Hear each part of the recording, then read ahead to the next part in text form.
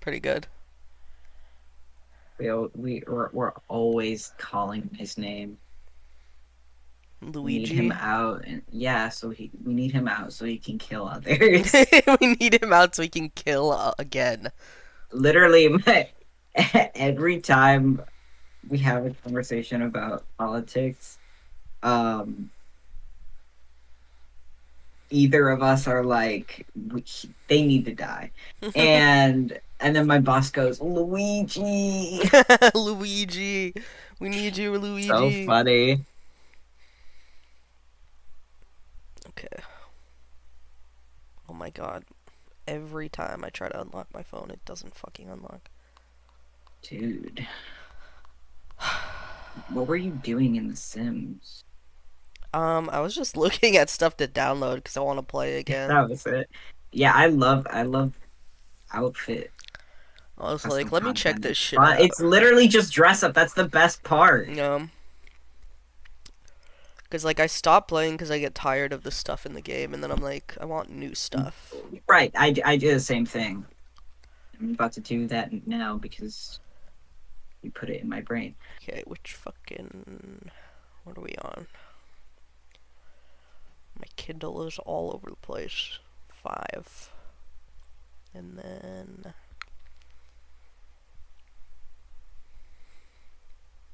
Oh yeah, it's this chapter. I vividly Is that good remember or reading out. bad? I vividly remember reading, like frantically reading after the Blackwater arc, and then it was just all this shit and nothing with Shi Ching Xuan. And then I remember I have a memory of getting to this chapter and just being like, I need to take a break because this is pissing Oh, me off. All what right, does that mean? Is it like, just that it's had nothing to do. Like we don't know what happened to Shi Ching Xuan yet, and oh, I was like desperately trying to find and out. yeah, we're And then still just trying to all get to this that other point. plot stuff was coming back, and I'm like, I don't want to listen to this right I don't now. want to do this right now. Yeah, yeah. So, do you remember what happened last time? No. They show up at what is supposed to be the border of Mount Tonglu, and it turned out that they were actually in Mount Tonglu because the mountains move around. Right. Shifted and like put them in it, and they meet all of these ghosts that are gonna work together until they get further in, and the leader is this one ghost. I forget his name, but it was like executioner blade dude, Right. and he was like trying to be all cool. And then everyone was suspicious of Shilian and Hua Cheng, and then they did some lie about being puppet masters. And then they were like, well, what about this guy? This guy's obviously a heavenly official. And then that guy was Pei Ming. And Oh, pay me here. yeah. And so they put these talismans on their heads to like figure out who's an official or not. And then it's a trick and it blows everyone up. And Pei Ming shows up and is like, how are my ladies? And so Shilian was like, how did you do that, Pei Ming? And Pei Ming's like, oh, I didn't do that. And it turned out it was the executioner guy, and he was actually really scary and not a loser. No. So that ends.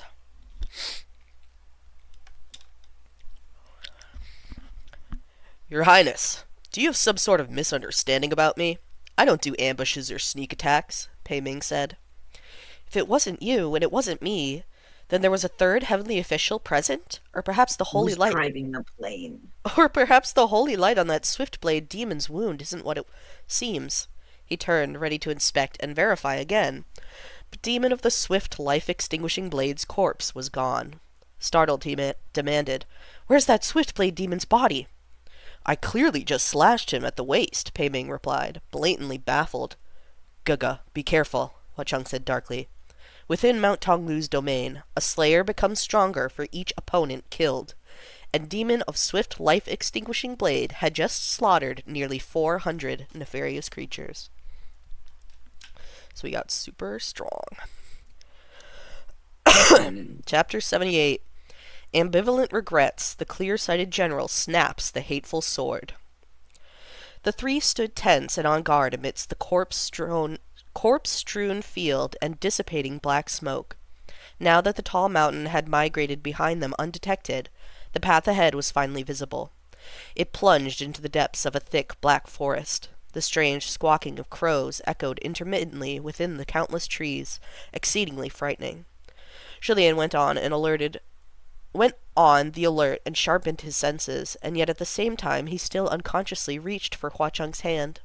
The moment their hands touched, he noticed an alarming sign. Hua Cheng was of course a ghost, but his body temperature was blistering hot, like he had a high fever. Julien was taken aback. "Sanlang, are you changing back?" he whispered. Although Hua Cheng was burning up from his forehead to his fingertips, his expression remained unchanged. Soon.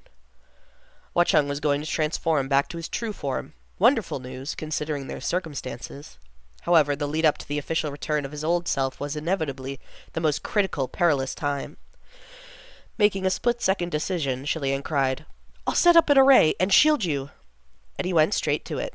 He called forth Royer and had it form a large circle, 12 meters in radius, around Hua Cheng. Then he plunged Feng Shen into the earth in front of the circle as the lock on the array's door. Hua Cheng sat on the ground to meditate. "Gaga, keep Feng Shen with you for protection." "No, this array can't be sloppy. It must be sealed by a bladed weapon that's touched human blood." Before he could finish, he felt something rubbing against him behind his back. When he looked, he was rendered speechless. A tiny silver scimitar was standing upright behind him. It blinked its big silver eye and nuzzled against him with its hilt, as if it was nominating itself for the task. Julien crouched down. "Ming, why are you like this too?" The infamous scimitar Ming, a long, slender blade, bewitching and wild, had shrunk in size by at least half. Its silver eye used to be long and narrow, but now it was big, shining and round, like a child's. At Julien's comment, it seemed to feel wronged and tried to push its hilt into Julien's hand with renewed fervor. Pei Ming also crouched to look. "So this is the infamous scimitar, Ming?" He looked like he was about to reach out and touch it. Ming changed face in an instant and pointed his blade at him threateningly. Fortunately, Pei Ming pulled away just in time. Otherwise, blood would have certainly been spilled. Julien stroked Ming. "Feng Shen is still better suited." Feng Shen remained motionless. Ming had tried so enthusiastically to offer itself up, but was so blatantly rejected. It hopped back to Hua Cheng's side, weeping.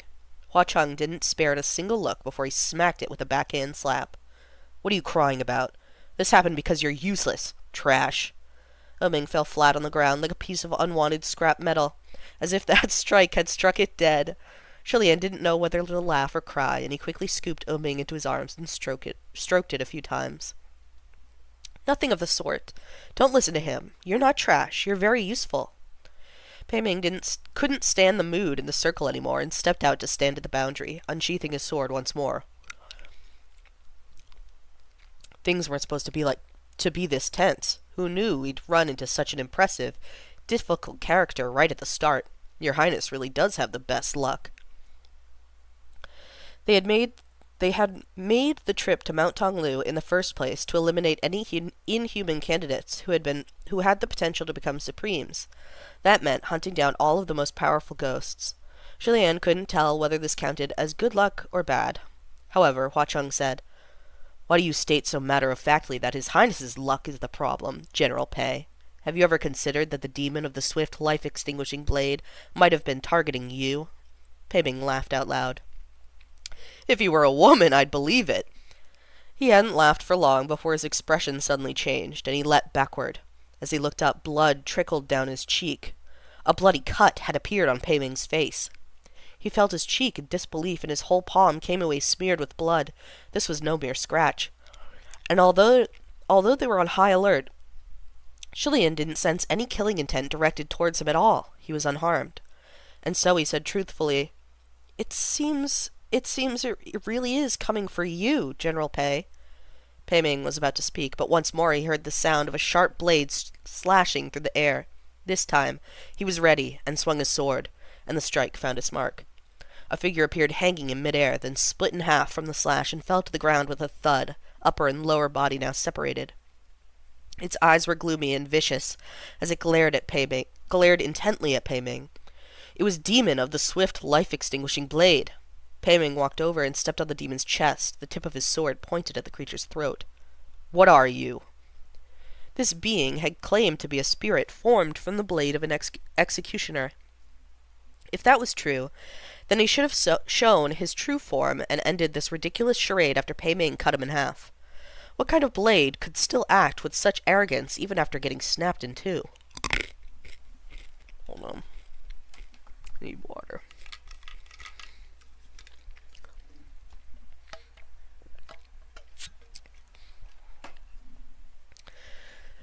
Suddenly, Demon of the swift, life-extinguishing blade's eyes bulged, and he sneered.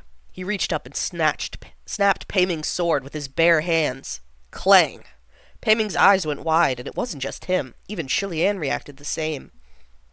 Pei Ming was, at the very least, a formally ascended martial god. Even though he was trapped within Mount Tonglu's boundary and his spiritual powers had been suppressed to the bare minimum, his spiritual device shouldn't have been broken so easily. Demon of the swift, life-extinguishing blade gave a resounding laugh. I can't believe you'd use such a trashy sword. With his weapon broken, Pei Ming resorted to using his fists. But with a slap of his hand on the ground, swift, life-extinguishing blade launched himself into the air. Pressing the fingers of his hands together, he shot out a blast from his palm. A bright, chilling, metallic light flashed on the edges of the blast as it hurtled past. It was a gust of power with a razor's edge. It seemed that the creature's true form really was some sort of sharp, bladed weapon. Julian stood up and made to leave the circle to help, but was stopped by Hua Cheng. Guga, watch closely, he said with a low voice. Pei Ming shouted to him as well. No need to interfere. If the esteemed martial god of the north couldn't even defeat a lowly ghost blade on the outer edges of Mount Tonglu, how could he live with himself? Still, even with only an upper half, the swift blade demon was extremely agile. No matter where Pei Ming struck, it seemed to predict his every move, which made Pei Ming's chances look rather poor.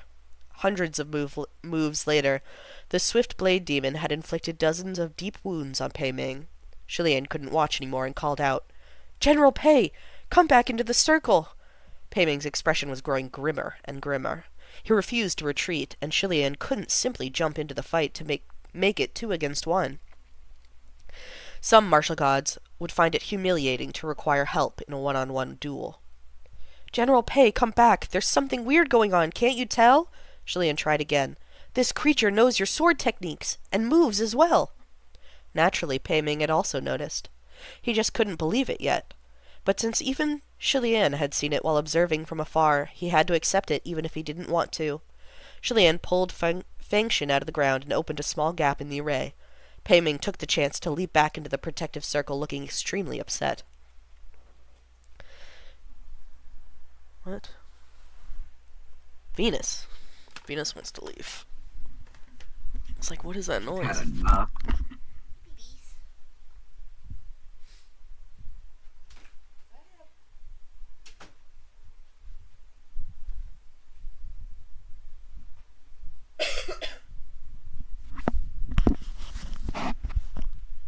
Ugh. Okay. Shilian plugged Fengshin back in. Pei Ming, aren't you going to pick up your broken spiritual weapon? Pei Ming wiped away the blood on his forehead. That's not a spiritual weapon, he replied darkly. It's just a decent sword I grabbed at random. Hearing this, Shilian sighed a breath of relief. While any sword Pei Ming randomly picked from his collection could still be a fairly valuable tool, it couldn't compare to a real spiritual weapon. Why didn't General Pei bring his spiritual weapon when coming here? He asked. I haven't forged one, Pei Ming replied. Shilian found that even more amazing. Why not? Martial gods typically forged their favorite weapon into a spiritual device, which was much like adding wings to a tiger. Pei Ming had no answer for him, and Demon of the Swift Life-Extinguishing Blade scoffed. That's obvious. It's because his best sword no longer exists.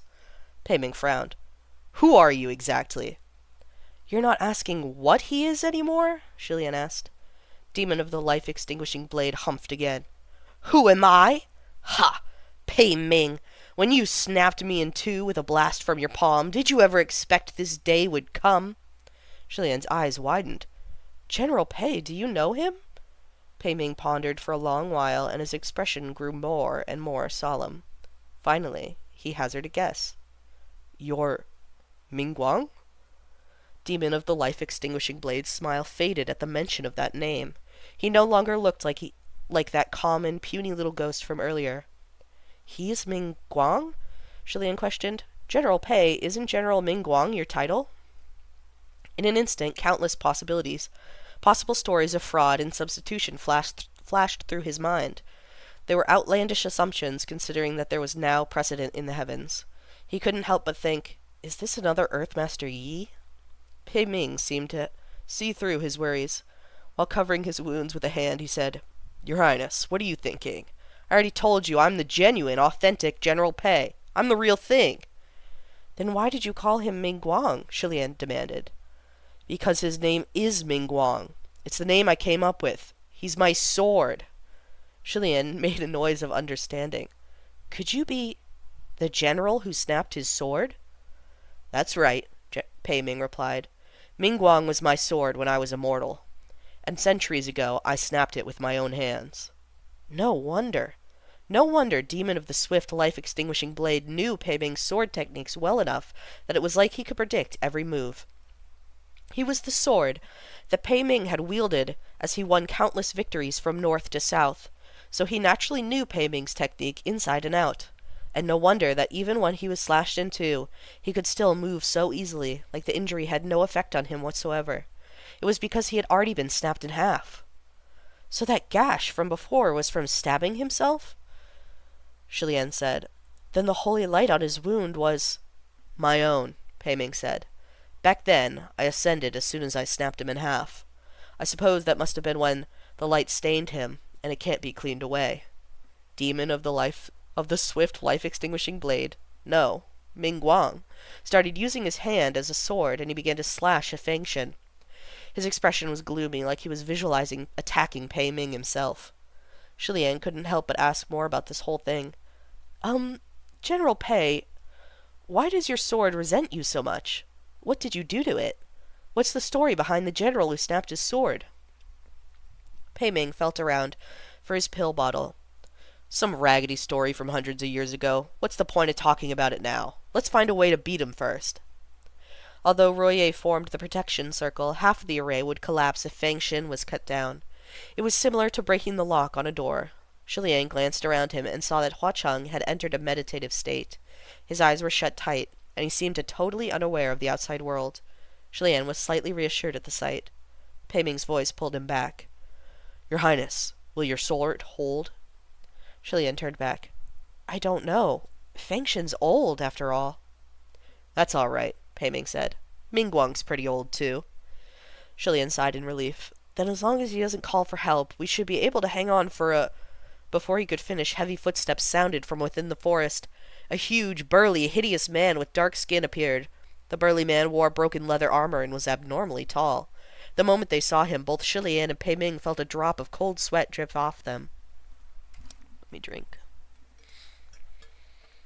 That ghost was his sword? Yeah, it was his sword that he snapped in half before he ascended. What the fuck? Yeah, the sword manifested as a ghost, yeah. Because, spiritual devices are alive. And people have drawn, Right. people have drawn Royer and Ming as, little ghosts that are really cute. Nice. The burly man had noticed someone madly chopping at a sword with his bare hands. He seemed to find the sight surprising, so he walked over to investigate. Shilian and Pei Ming both covered their faces with their hands and turned around. As for Ming Guang, when he noticed a giant corpse approaching who looked quite physically strong, he called out to him. Hey, big guy, give me a hand. Help me knock away this sword and break the array. I'll split the heads inside with you. But the burly man likely hadn't been a citizen of the Central Plains in life, and he hadn't died a ghost of the Central Plains, which meant a language barrier. He didn't seem to understand what had been said, and shouted something incomprehensible in reply. The two shouted at each other for a while, but nothing was achieved aside from some new veins popping on both of their foreheads. Pei Ming did his best to look natural and suave while keeping his face covered. "Your Highness, what's that brute yelling about?" he whispered.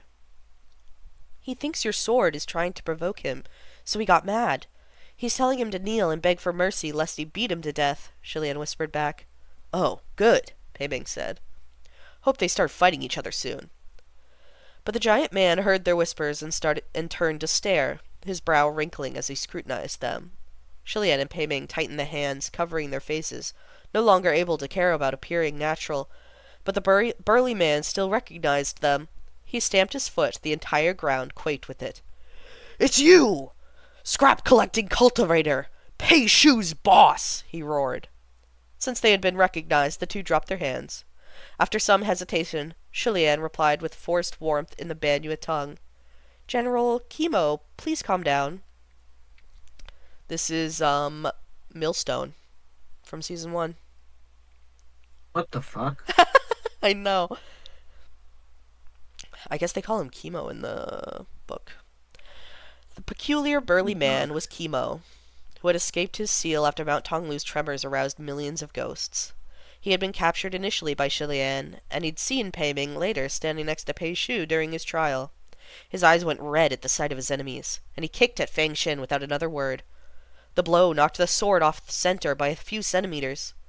Mingguang clapped and cheered and kept shooting out blast after blast. Divine! Seeing that Fang Xin was shaking harder and harder under their combined attacks, Shilian felt Hua Cheng's forehead, but his hand shrank back from the heat. What should we do?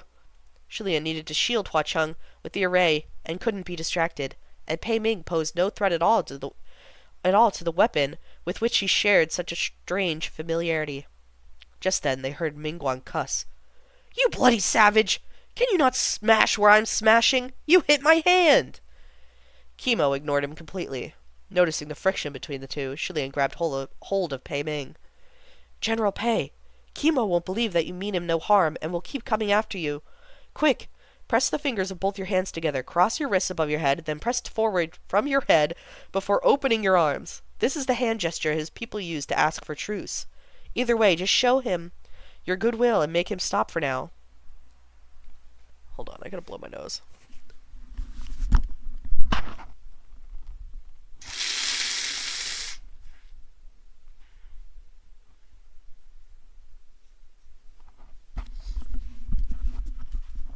How far away is your food? I don't know. Oh, It's based on luck. I see. Pei Ming was bewildered. Huh? You know full well that the resentment Chemo and Mingguang have for me isn't just some small misunderstanding. How could they be pacified with a simple hand gesture? But Shilian paid him no mind and grabbed hold of him. "Come, do it with me and make him stop." Pei Ming's hand was injured. The corners of his lips tightened as Shilian grabbed him. Even so, he was about to do as instructed. But Mingguang had already heard everything they said. He leapt in front of Chemo, then crossed his hands above his head, slid his arms down before opening them. He smirked smugly at the two in the circle. "As if I'd let you!" When Chemo saw that gesture, however, his eyes bulged, and thick veins surfaced on his dark skin. He opened his palm and swung his hand down like an iron cattail leaf fan, sending Mingguang flying through the air. As his slap flew, neither Pei Ming nor Mingguang understood what had happened. It was only a moment later that it dawned on Pei Ming, and he turned to Shilian. "Your Highness, I thought Mingguang was cunning. I hadn't imagined you would be more cunning than him. I'm impressed." Shilian wiped away his cold sweat. It's nothing, much ashamed." Although it seemed like his instructions were for Pei Ming, they were actually intended for Mingguang. When Mingguang overheard, he would obviously rush to show Chemo goodwill first and obstructed their plan. However, the gesture that Shilian described didn't really call for a truce. It was an insult. Indeed, it was the rudest provocation in Banua culture, like a combination of chop off your shitty head, fuck your wife, murder your whole family, and level your ancestors' graves. 4 power attacks all at once. How could Chemo not be outraged?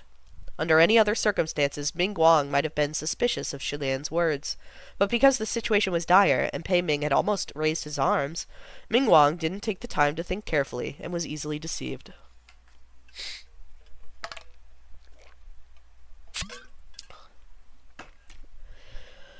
Mingguang snapped out of it when Chemo sent him flying. He wanted to fix the situation, but they still couldn't communicate, and his instinctive reaction was to yell, so it looked even more like he was cursing Chemo. He tried a few other hand gestures like a thumbs up, but that was hardly convincing at that point. It simply looked like someone begging for mercy by faking goodwill after they'd just hurled the most malicious, vulgar abuse. It didn't feel sincere at all, and he got pounded a few more times for the effort. Chemo also knew some rough Central Plains profanities, and he swore as he struck, so Mingguang was starting to get angry himself. They continued to escalate, beating each other harder and harder. Ming almost wanted to cheer them on. Mingguang glanced over, incredibly irritated. He waved a hand in front of Chemo. Then he pointed at himself, then at Shilian and Ming inside the circle, before doing that crossing hand gesture again. Chemo actually stopped and asked with a frown, "Are you directing that at me or them?" Oh no, Shilian thought, but didn't dare speak rashly. He couldn't be sure how to best influence Chemo. Seeing that there might be a way to turn this around, Mingguang tried harder. He turned to Ming to repeat the gesture with a savage face, but when he turned back to Chemo, he immediately put on a calm expression. Matching the emotions in his eyes to his repeated actions, Chemo finally understood what he was saying. They had the same enemies. Once they were unified, Mingguang and Chemo came charging at the array once more. Shilian's mind whirled rapidly. He inhaled deeply, then hollered at the top of his lungs in the Banyue tongue. "General Pei Jr. Banyue!" At the sound of those two names, Chemo stopped abruptly and demanded sharply, "Are they nearby too?" Shilian didn't answer, just focused on shouting, "General Pei Jr. Banyue! Chemo is here. Don't come close. Hurry and run away, and don't come back." This naturally made Chemo think those two were nearby, and that Shilian was telling them to flee. His fury flared. "As if I'd let you!" With that, he rushed off. "Hey, big guy!" Mingguang yelled. "What are you running for?" "He must be lying. Come back!" But Chemo was long gone. Mingguang stomped his foot in anger. "Dumbass!" Shilian wiped his cold sweat away for the second time and thought sincerely, "Learning another language is infinitely beneficial throughout your life." Seeing that Mingguang was about to attack Fang Shit again, he raised his hand. "Stop! Keep this up and we won't be so nice." "And how are you being nice to me now?" Mingguang countered. "Did you forget something?" Shilian asked. "Forget what?" Ming looked like he wanted to say something, but he stopped and pulled something out from behind him. "How could you forget something so important?" The object he dragged out was the legs of Mingguang's lower half. The moment Mingguang saw them, his expression froze. "Huh? My lower body!" This whole time he'd been using his hands in place of his feet, using his arms to prop himself up and jump around. It seemed like he'd gotten used to moving that way without realizing it, and had completely forgotten that he hadn't yet retrieved the rest of his body. While he and Chemo were fighting, Ming took the chance to leave the circle and drag his abandoned immobile lower half into the boundary. "You better not do anything unnecessary," Ming threatened. The thing was, this threat was obviously very awkward. If the hostage were a complete person, Ming could sink his fingers into their neck or skull while making such a threat. The resulting picture would be much more effective at showing that he wasn't bluffing. However, they only had the lower half of the man's body on hand. Where could his hands go that would still strike fear without being awkward? Ming couldn't think of anything, so he simply stepped on one of the legs. "Are you shitting me?" Mingguang said. Shilian also didn't think this looked much like a threat, and he courteously suggested, "General Pei, stepping on a leg isn't terribly convincing. Can you maybe make him think you got him by something more critical?" "Your Highness, don't say something like that so lightly," Ming said. "Do you think I'd choose to step on a leg if I didn't refuse to do something so classless? Why don't you come and grab him where it hurts?" In the end, neither of them was willing to grab that critical place.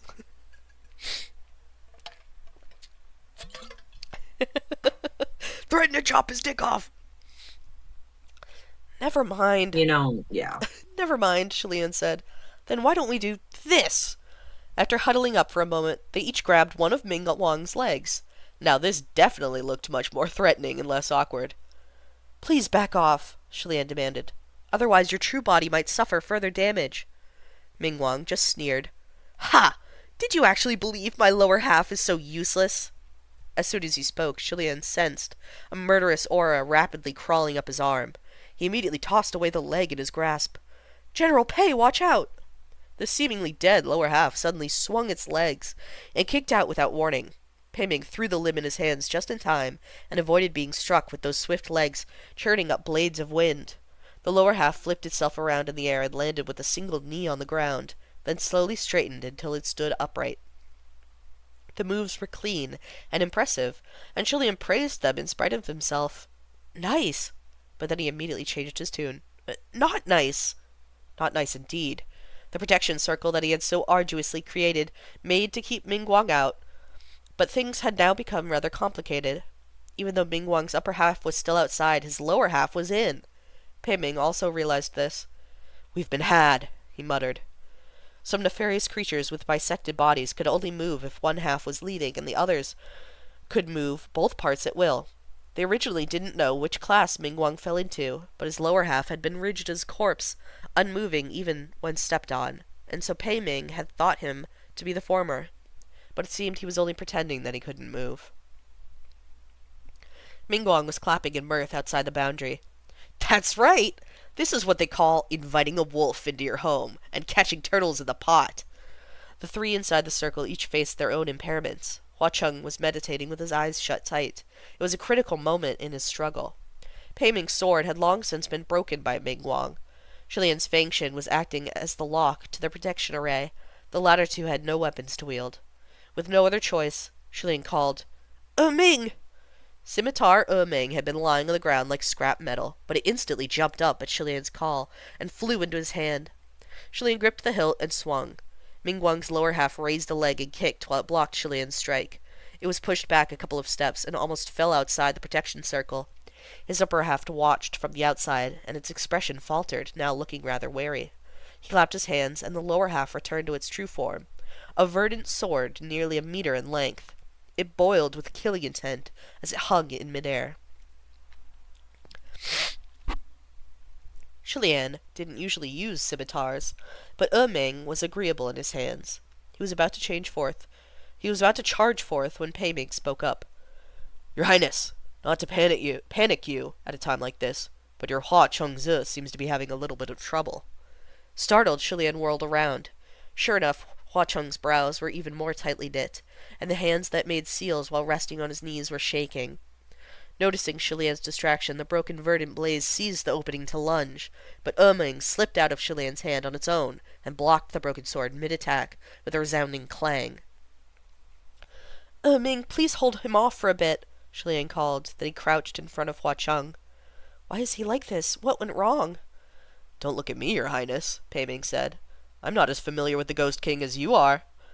Sun Long, can you hear me? Come out! Stop subjugating yourself to this! Shilian called out to Hua Cheng. Mingguang shouted back from outside the circle. A little blade dares block my way? During the previous exchange, the broken sword Mingguang and Ming had already parried countless times within the space of an instant, sending sparks flying. If this had been the normal scimitar Ming, it would have immediately gained the upper hand, but the shrunken Ming facing the longsword, Mingguang really did look like a child getting beaten by an adult. Although it was ferocious, it simply wasn't long enough. Its abilities were unavoidably hampered. Things had gotten perilous a few times, and Shilian spared glances while keeping his focus on Hua Cheng. Watch out! After he called out, Ming flipped and flashed, becoming a streaming silver whirlwind that successfully struck the broken sword. The Mingguang outside the circle gave a shout of pain. It must have been a substantial hit. Good, Ming, Shilian praised. Pei Ming spoke up. Wait, Your Highness, it got bigger when you complimented it. No way. What are we doing? What are we doing? What do you mean, man? Shilian looked closely. Really? Seems like it, Pei Ming said. Why don't you try again? It was only some praise, no big deal, and so Shilian said, No big deal. Very well. Ming, listen closely. You are handsome and carefree, cute and kind, clever and intelligent, gentle and determined, #1 in the world. He trailed off, then stopped entirely. Pei Ming applauded enthusiastically. Outside the circle, Mingguang's expression was one of disbelief. He was as flustered as he was furious. What kind of wicked spell is that? How come I've never heard it before? Indeed, with every word of praise Shilian sang out, Ming's blade grew a little bit longer. It looked like a 10-year-old child earlier, now it was a youth of 14 or 15. The broken sword facing the now grown Ming was in trouble. It could only awkwardly move left and right, while Ming was growing swifter and more unpredictable. With the way it would end getting clearer, Mingguang had made a hand seal. The moment Pei Ming saw, he called out, "No good. He transferred all of his spiritual power into his lower half." Sure enough, the black aura surrounding the body of the broken blade explosively expanded in size. When Ming struck, it bounced away by the it was bounced away by the black aura and plunged into the ground at a slant. Shilian hurried to pull it out. "Are you all right?" "Don't worry. Watch this," Pei Ming said, then took Ming from Shilian's hands. Shilian was puzzled, but he suddenly felt cold on his skin. Whap! Pei Ming had pushed the scimitar into his face, the hilt touching his lips. Shilian removed Ming from his face. His lips were slightly numb from the impact of the cold silver, and he rubbed at them, baffled. "General Pei, is there a reason you did that?" "Of course! An excellent reason," Pei Ming said. "Your Highness, please look down." Shilian looked down and was struck speechless. Ming was growing even longer. On my pizza. Getting shot.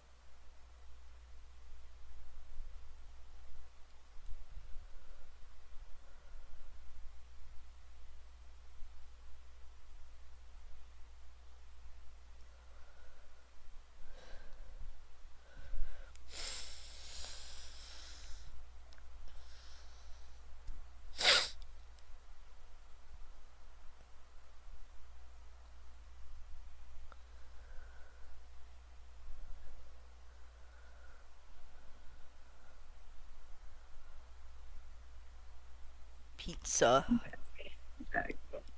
Do you have your pizza? Yes. The guy's like, I don't know if I've told you this yet, and I was like, oh, he remembers me. But you're so handsome. Yeah, that'd be crazy. No, he looked down at my doormat and he says, "I really like that." Oh, okay. I was like, "Thanks." It's literally my brother got it for me. It's a cat like splat out like a pancake, and it Wow. says sub. I think he wanted you carnally. I don't want him. Damn. Dude, It's not my type. so the one redeeming quality about Pei Ming, I'll just say it now, is that he's a mega Hualien shipper. It's so funny, dude. He just picks up Ming and presses him to Shilian's lips like, kiss it bigger. It's so fun. I love Pei Ming just because he makes me laugh. He does make me laugh, bro. He makes me laugh. He makes me He's just a giggle. little weirdo. He's just crazy. Yeah, he's a little weirdo, and I think that's okay sometimes. It's okay sometimes. He's a terrible lover, but we love him anyways. Uh-huh. Alright. Shilian looked down and was struck speechless. Ming had grown even longer. Mingguang couldn't hold back anymore, and he screamed at them from outside the circle. "What the fuck? What wickedness is that? You might as well use all your tricks at once." "Truth be told, I also want to know what caused this," Shilian said. Full of spirit once more, Ming stood tall and lunged at the broken sword Mingguang. Sword and scimitar battled relentlessly in the air. Shilian went back to check up on Hua Cheng, and Pei Ming watched Mingguang, who was bent over, not far away. All of Mingguang's spiritual power had been transferred to the lower half that was battling Ming, so any threat from his upper half was greatly lessened. They all understood this, and Pei Ming rose to his feet to take him down. However, Another series of heavy footfalls came running up at top speed. Chemo had returned. "You cunning Central Plain cultivators!" he cried hatefully. "You lied again! I hope you collect junk for the rest of your life. They weren't nearby at all!" Shilian hadn't expected to keep Chemo away for long anyway. But he'd returned earlier than expected, and right at an inconvenient time. Mingguang was overjoyed, and he pointed at Fang Shin. "Big guy, quick! Knock that sword over! Once the array is broken, the ones inside will be helpless." He didn't need to say anything. Chemo swung his hand to chop at Fang Shin. Okay. He didn't need to say anything. Chemo swung his hand down to chop, and Fang Shin was knocked 5 more centimeters. Another chop, another 5 centimeters. Another chop, and Fang Shin fell. The protection array had finally been broken. The broken sword stopped fighting Ming and flew out of the circle, returning to Mingguang's side. It transformed back into a pair of legs, and Mingguang stitched his 2 halves back together. He leapt to his feet and patted Chemo, then pointed at Pei Ming, then at himself. He pointed at Shilian, then at Chemo. Then pointed at Chemo. Chemo understood and nodded. This meant they were splitting the prey. As Chemo walked towards Shilian, who was shielding Hua Cheng, he cracked each knuckle on his iron slab fists. Mingguang stretched out his legs as he smirked. "Pei Ming, are you going to snap me in half again? Come give it a shot." Pei Ming didn't speak. Mingguang sneered. "The general who snapped his sword. Heh, what a fine tale. The heavens are clearly blind if an incident like that could be turned into a beautiful story." "I never took it for a beautiful story," Pei Ming said. "Bullshit," Mingguang spat. "You know full well just how many you've killed. Brothers in arms, subordinates who followed you for years and years." Meanwhile, Chemo had closed in on Shilian. Shilian gripped Ming tight. He wasn't afraid of Chemo, but he was worried that something could happen to Hua Cheng if he was careless. Chemo noticed that his eyes were unfocused, like he was thinking. "No need to come up with any more cunning tricks. I won't let you deceive me again." "I wasn't lying to you," Shilian said. "Banyue and General Pei Jr. really were nearby earlier, but they fled after I told them about you." "Huh? Banyue, why are you here?" "Do you take me for an idiot?" Chemo raged. "A foolish trick like this." Yet before he finished, a voice rang out above him. "Chemo!" That was the Banyue tongue, and a very familiar voice. Chemo looked up and came face to face with a large bundle of something wine red falling on him from above. His face instantly dropped, and he hugged his head as he roared, "Go away!" It was a rain of those poisonous vipers found only in the kingdom of Banyue, scorpion snakes, and naturally the one who had flung them was the state preceptor of the kingdom of Banyue. Banyue leaped down from a tree and landed next to Shilian. "General Hua!" Shilian turned to Chemo. "I told you Banyue really is here." Chemo didn't listen to him, but continued roaring at Banyue. "You threw them at me! You threw those scorpion snakes at me! You know I hate scorpion snakes! You still threw them at me!" Banyue crouched down. "I'm sorry. Throwing scorpion snakes is all I know how to do." Mingguang noticed that the situation was shifting and grew alarmed. "Who's there?" A shadowy figure leapt down from a tree and obstructed his path. The former Deputy Marshal God and official of the Palace of Mingguang, Pei Shu. A miraculous cavalry had arrived, and Pei Ming was dumbfounded. "Little Pei? Why are you here too?" What the fuck? "Banyue, weren't you with Lord Rainmaster?" Shilian asked. Pei Ming frowned slightly at the mention. "Yes," Banyue replied. "We came with Lord Rainmaster." Mingguang elevated Pei Shu with a calculating eye. "You're little Pei?" "I am," Pei Shu answered. Mingguang narrowed his eyes and glanced at Banyue. "I heard you threw away your heavenly official status for a little girlie," he taunted at Pei Shu. "Ha ha! Pei Ming, didn't you always proclaim that brothers are like limbs, women are like clothes? Why is your descendant nothing like you? He doesn't even have a tenth of your eye for picking women. The state preceptor of Banyue looks like a little quail. What the hell? Did you get cheated on and wind up raising someone else's spawn all those centuries ago?" "Nothing but nonsense," Pei Shu stated, then shot a blast from his palm. Chemo leapt into the air, roaring, "You are my sworn enemies!" "Hey, big guy, we're on the same side!" Mingguang shouted. Kimo turned his head and saw Mingguang jump up and transform into a long, verdant sword that flew into his hand. Kimo opened his large hands, his palms like iron fans, and clutched the hilt. A black aura exploded from his giant body, a menacing corpse taking up a demonic sword like a savage beast growing venomous fangs. When Pei Ming tapped Shilian's face with Ming, it had given Shilian an idea. Although he couldn't quite understand why, he felt that maybe the same trick could help Hua Cheng. He would sneakily transfer some of his breath to him while no one was looking to see if it would bring him some relief. However, as the dire situation continued to unfold, he couldn't help but shout, "Watch out!" It was awkward for Pei Ming to join the fight, so Pei Shu and Ban Yue banded together to attack. One was sharp and direct, the other agile and unpredictable. However, form alone wasn't enough. Pei Shu had no spiritual power, and Ban Yue lacked brute strength. Kimo had both in spades, and they felt the strain as they continued to fight. After being berated by Kimo, Ban Yue was too embarrassed to throw any more scorpion snakes. But Pei Shu had no such concern and threw out snakes like rain, enraging Kimo. The man roared ceaselessly in protest. It was only due to the protection of Mingguang's sword chi that none of the snakes dared approach.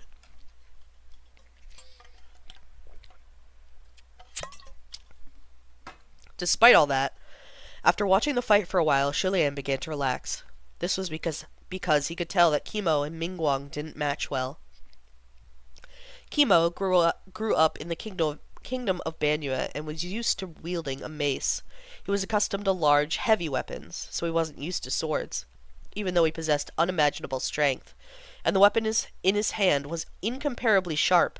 He couldn't necessarily unleash their full potential as a pair, nor could he immediately learn the tricks of the trade. Thus, Shilian seized his chance and clapped his palms together in prayer towards Hua Cheng. "Forgive me!" However, Shilian felt frozen as he stared at Hua Cheng's handsome snow-white little face, with his eyes shut so tight. Finally, he made up his mind, and shut his own eyes to press close. But in his nervousness, he missed, and ended up kissing Hua Cheng's forehead. While it was light and gentle, his heart was crushed. A voice spoke up next to him. "Your Highness, you're doing it all wrong. What's the use in kissing his forehead?" Shilian almost fell over from shock. When he turned his head to look, Pei Ming was crouched next to him. Sounding unusually indignant and resentful, Shilian said, "General Pei, can you not look?" Pei Ming raised his hands in defense. All right, I won't look." Then he turned around to watch the ongoing fight instead. After observing for a while, he shouted to Kimo, "You don't use swords like that. If you don't know how to wield a sword, then don't wield one at all." Naturally, Kimo didn't understand, but the Mingguang in his hands was all too eager to reply. "Says the guy who snapped his own sword and can only stand around uselessly criticizing others." As he yelled, Pei Ming flew in and entered the brawl, landing in front of Kimo. Kimo swung the sword, but there was an incredibly crisp clang. The strike didn't hit anything. When he looked down, he was dumbfounded. Oh my god, I forgot about the art.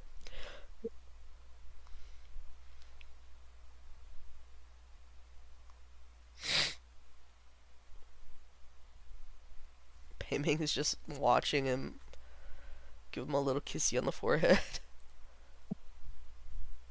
It's so cute.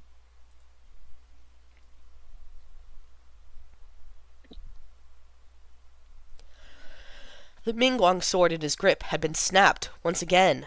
Seizing the chance, Pei Shu hurled over another large wave of scorpion snakes. It was like he had spilled a huge vat of dye that covered Kimo in dark wine red from head to toe. He growled as he desperately tried to smack those slippery snakes off his body. Pei Ming, on the other hand, looked down at Mingguang. "You know my techniques inside and out, and naturally, I know where you'd break the easiest." Ban Yue plummeted from the sky with 2 pots raised high.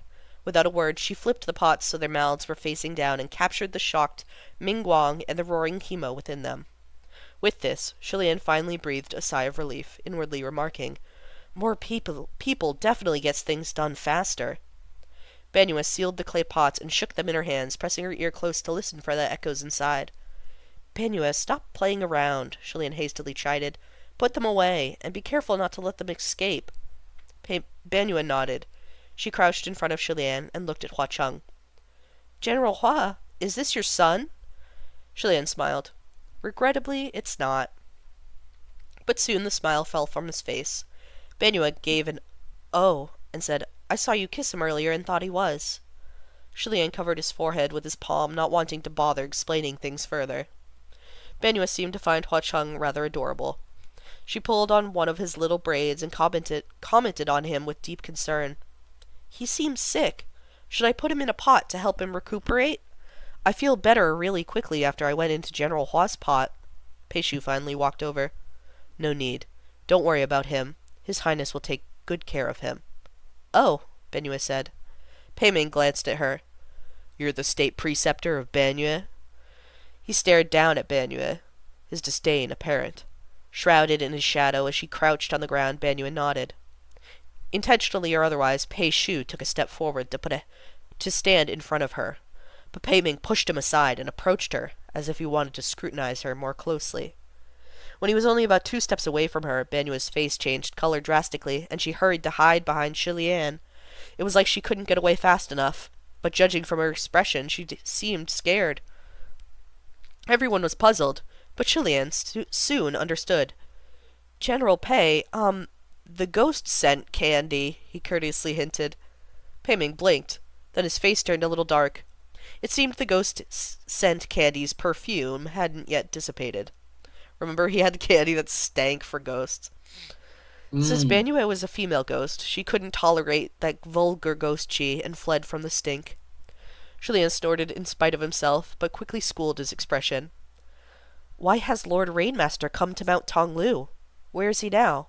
Why aren't you traveling together?" Due to the agitation of ghosts, large numbers of inhuman creatures swarmed towards Mount Tonglu. When they passed Yushi country, they captured some farmers to use as rations. At the time, neither Lord Rainmaster nor the Guardian Steed were present. After learning of the incident, we've come in pursuit, Peishu explained. We were all traveling together at first, but on the way, when we heard your Highness calling for us in Banyue tongue, we split off to come investigate. Shilian had simply been yelling random things due to the urgency of the situation, and hadn't actually thought they were close by. He'd hit the mark by accident. And Yushi country looked like a small, quiet village from the outside, so it wasn't unusual for ghosts to pass by and stupidly try to grab people. Let me drink.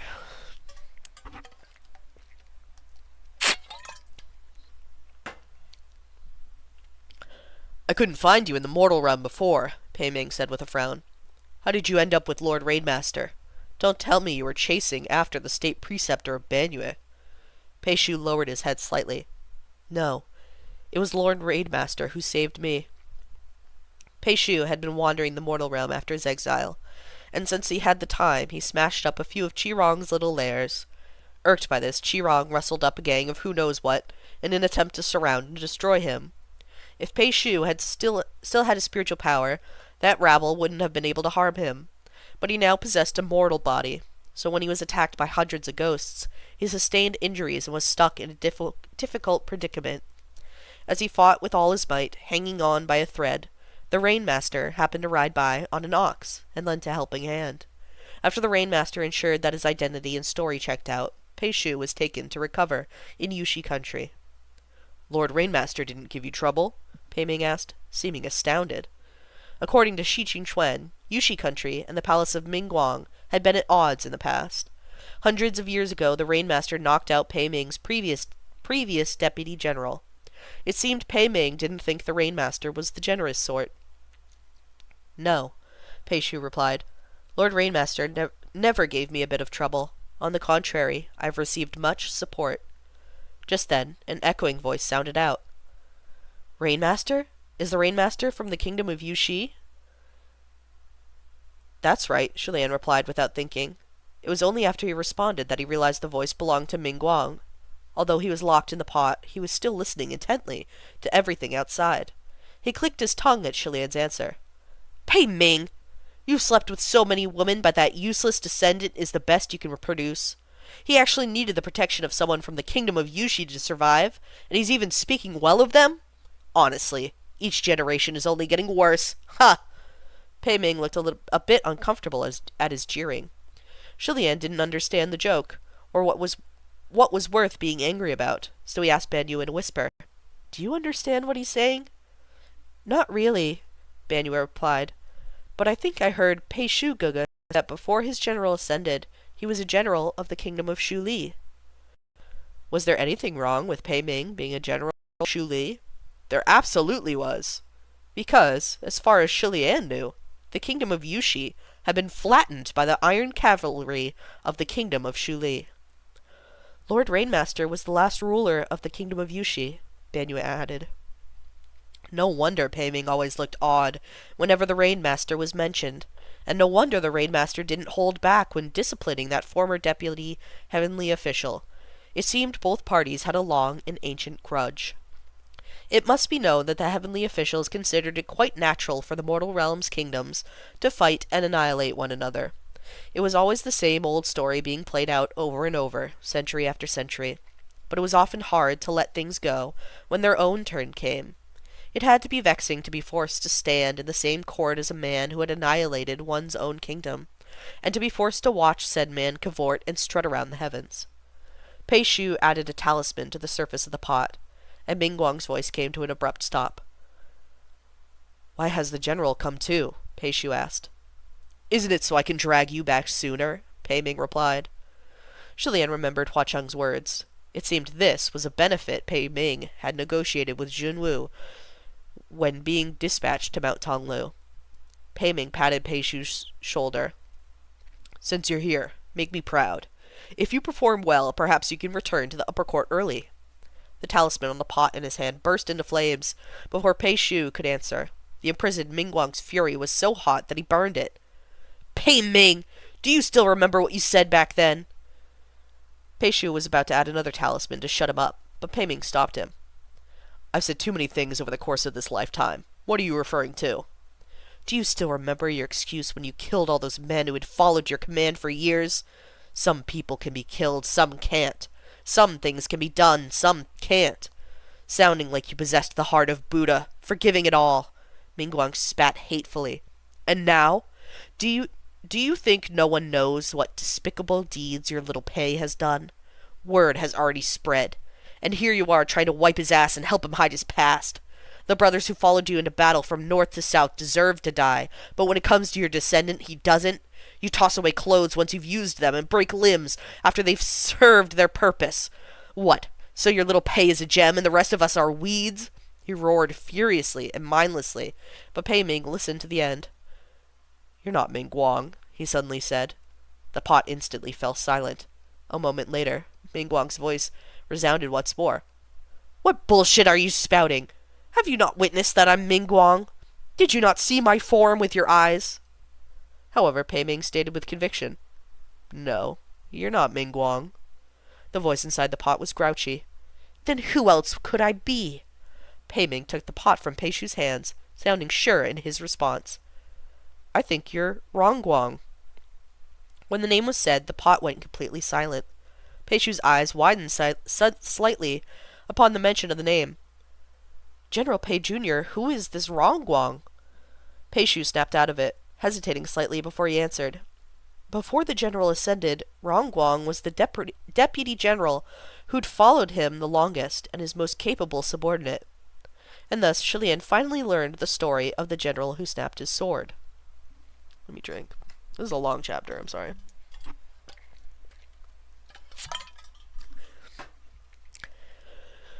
Pei Ming backstory. Back when Pei Ming was still mortal, he was successful on the battlefields of both love and war. As a general, he was constantly victorious for decades, without a single defeat to his name. Naturally, his own courage and skill were to credit, but the support of his deputy general couldn't be ignored. This deputy general was named Rong Guang. Rong Guang was famous for cunning, deception, and manipulation. The two had very different personalities and styles, but they had known each other since they were young, and their collaboration was unexpectedly good. One in the light, one in the shadows, their friendship spanned years and was made of iron. Pei Ming's sword, Ming Guang, was a name they had come up with together, and was a combination of the pronunciations for Ming and Guang from their own names. Pei Ming, they fucking named this sword their ship name. That's so funny. Yeah, I was literally about to say, why is this so gay? What the Pei Ming fuck? was good at fighting wars, and in a turbulent period of history that was about that was much more important than knowing how to make money or anything else. Naturally, he only continued to rise in rank. However, no matter how high he climbed, the position of general was the highest he could go. There might be endless honorable and esteemed titles added before the word general, but there would always be another sitting on his head. Before the king, he must bow and kneel. Pei Ming had no particular opinion on the matter. However, as he conquered city after city, and the glory on his armor shone brighter and brighter, the troops under Rong Guang's command grew restless. While Pei Ming never had so much pride that he forgot his roots and principles, his subordinates had swelled infinitely with it on his behalf. The worst offender was Rong Guang. Since he was closer with the soldiers, it was extremely easy for him to fan the passion in their hearts, planting ideas into the minds of those former subordinates. General Pei deserves more than he's been given. General Pei is oppressed, just as we are. The kingdom of Shu Li needs General Pei to save it, and it needs us to help him do it. They planned to invade the imperial palace of Shu Li and declare Pei Ming king, then have him lead the elite troops to further greatness, towering over all as the strongest kingdom. They dreamed of the grand future that awaited once they flattened all four seas with their iron cavalry, a world unified under one nation. Unfortunately, Pei Ming himself had no interest whatsoever in becoming king. His greatest joys in life were fighting victorious battles and sleeping with beautiful women, and he didn't Okay. need to be king to accomplish either of those things. Yeah. Besides, while the king of Shu Li had no great achievements, he didn't do anything particularly wrong either, and Pei Ming knew that he might not do better if he took over. The potential for chaos had more drawbacks than benefits, so why bother with mutiny for no reason? And so Pei Ming skillfully thwarted Rong Guang every time he dropped his eager hints.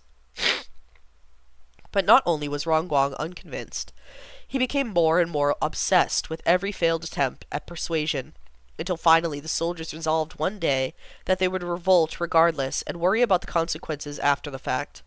If the insurrection was successful, there was no way Pei Ming could back down from the position. Having listened to this point, Chilean was left speechless. Can you actually force that on someone? Like ushering ducks to a perch? Pei Shu saw his confusion and said, Rong Guang may not have truly wanted to crown Pei Ming king, but he needed to borrow the general's name to incite a revolt. He didn't have the level of prestige that the general did, so he might not have been able to earn the people's support if he raised his own flag. Chilean pondered this. That might not have been the only reason. They were using Pei Ming's name to put him on the throne, and with that banner raised, the man himself couldn't pretend not to know what was going on, and so he picked up his sword at once and led a small, trustworthy troop of soldiers to rush the palace. It was the last battle of his life. It's the end of the chapter. Interesting. Yeah. We're gonna get some Pei Ming Rainmaster lore soon. I like Rainmaster. Rainmaster's the one that lent Chilean the hat forever ago. Mm. Right. I like Rainmaster. Alright.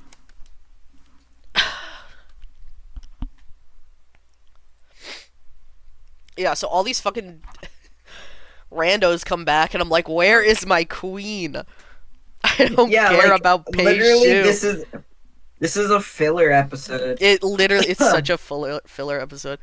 I mean, it's like, it's finishing their stories because they never actually, like, concluded, but Right, still. but it feels like in a sitcom when Literally. when people just keep coming through the door. Yeah. Like, I can hear the sitcom, like, crowd cheering and laughing whenever when Pei Shu shows up and stuff. Yeah. So funny.